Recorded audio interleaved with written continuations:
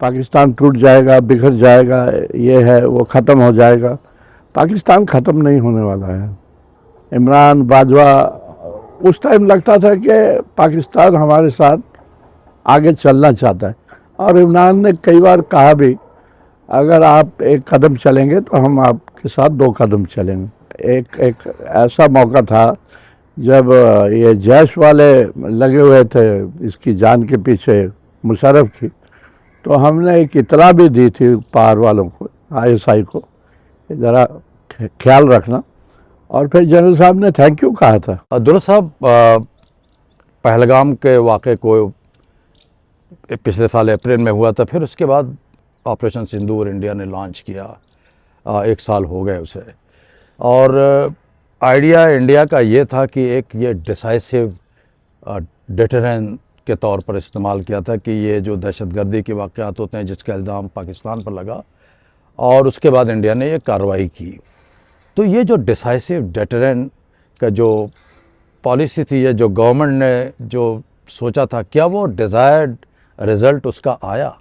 देखिए, इंडिया पाकिस्तान के बीच में कोई चीज़ कभी डिसाइसिव हुई नहीं, सन 47 से लेके आज तक, है ना।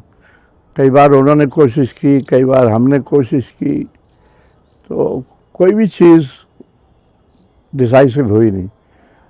अगर कोई जंग मैं सोचता हूँ हुआ तो 65 में हुआ, जब कई जगह हैंड टू हैंड फाइटिंग भी हुई थी, और लेकिन उसमें भी कुछ निकला नहीं, हमने विड्रॉ किया। तो ये चलता रहता है हिंदुस्तान पाकिस्तान के बीच में। तो ये बताएं कि पिछले कुछ सालों से, ख़ासतौर से मोदी हुकूमत आने के बाद जो पॉलिसी रही है इंडिया में, वो एक तरह की पाकिस्तान से बातचीत ना करने की रही है। इंटरनेशनल लेवल पर आइसोलेट हो जाए पाकिस्तान दहशतगर्दी के हवाले से। तो क्या इसमें इंडिया को कामयाबी मिल सकी है? नहीं, नहीं, बल्कि ग्रेजुअली हम आइसोलेट हो रहे हैं। ये आइसोलेशन जो हम चाहते हैं ना, ये पुरानी कहानी है कि पाकिस्तान टूट जाएगा, बिखर जाएगा, ये है वो ख़त्म हो जाएगा। पाकिस्तान ख़त्म नहीं होने वाला है, ये बिखरने वाला नहीं है, टूटने वाला नहीं है। बलूचिस्तान में जो भी हो, यहाँ भी हो, वहाँ भी हो, ये चलता रहता है। वो कहते हैं कि हिंदुस्तान टूट जाएगा। हिंदुस्तान बहुत बड़ा मुल्क है, कहाँ टूटने वाला है हिंदुस्तान।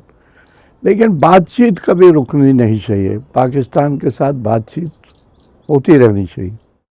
आज से नहीं, शुरू से आप इसके बहुत बड़े प्रोपोनेंट रहे हैं। हाँ हाँ, मैं तो हूँ। हाँ, लोग मुझे बेवकूफ़ कहते हैं, लेकिन बेवकूफ़ भी तो होते हैं ना। तो मैं एक चीज़ ये जानना चाहता हूँ कि पिछले कुछ सालों में, एक और मैं आपको मिसाल देता हूँ। आपको 21 का याद है? 21 में सीज़फायर हुआ था, इमरान खान का टाइम था।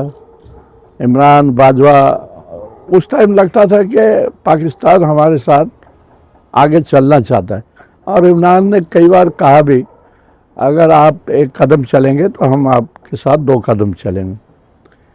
और मैंने तब लिखा था, this should open more doors. अफसोस ये है उसके बाद कुछ हुआ नहीं, वहीं फंसे रहे।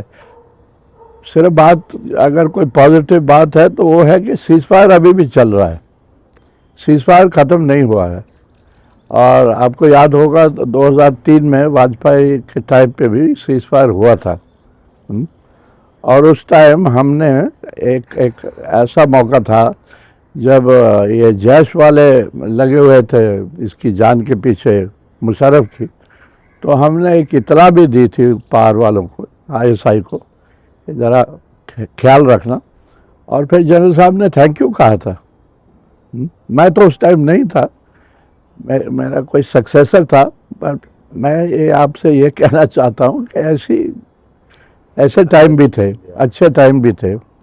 ये बताएं कि एक ऐसा भी वक्त आया पिछले कुछ सालों में जब ऐसा लगा कि जो इंडिया ने कश्मीर के हवाले से जो स्टैंड लिया हुआ है, उससे दुनिया जो है वो एग्री करने लगी, उसकी तरफ लगता था कि मुत्तफ़िक होने लगी थी। लेकिन जिस वक्त ये ऑपरेशन सिंदूर के बाद जो है, उसे वो हिमायत नहीं मिली जो जिसकी वो एक्सपेक्ट कर रहा था कि इंटरनेशनल कम्युनिटी जो है उसके साथ आएगी। हर मुल्क ऐसा है, वो अपना देखते हैं, उसको उनको क्या फ़ायदा मिलता है। देखिए, अब जब पिछली बार जब ट्रम्प साहब प्रेसिडेंट बने तो लगता था ट्रम्प का और मोदी का बड़ा याराना है। आपको याद है तब मोदी जी गए थे तो ट्रम्प ने कहा हाउडी मोदी। अब वो इतना याराना लगता नहीं है क्योंकि उनका फेवरेट अब वो फील्ड मार्शल बन गया है आसिम मुनीर। ठीक है, तो वो बार बार कहते हैं माय फेवरेट फील्ड मार्शल। तो उससे आपको बड़ा क्लियर है कि कौन उनका फेवरेट है और कौन इस टाइम फेवरेट नहीं है। दूसरा ये चीज़ है कि गजब की बात यह है कि आज पाकिस्तान मीडिएटर बना हुआ है ईरान और इसके बीच। जो रोज़ हमें, मैं समझता हूँ हमें निभाना चाहिए था, वो पाकिस्तान ने एक्वायर कर लिया। तो नेचुरली अब आसिम मुनीर बड़ा लीडर बन गया है और शाहबाज भी उसके साथ चलता है। तो ये ऐसा है।